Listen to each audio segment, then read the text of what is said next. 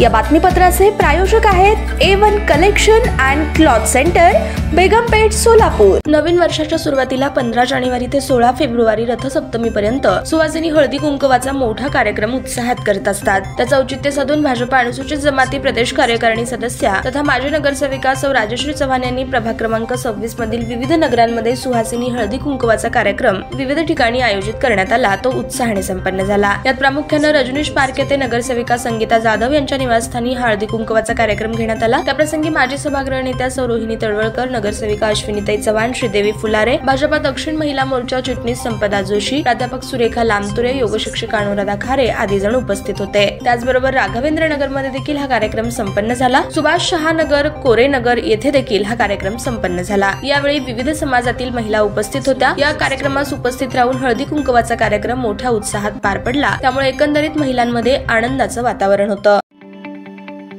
ताज्या बातम्या पाहण्यासाठी प्राईम महाराष्ट्र न्यूज चॅनलला सबस्क्राईब करा।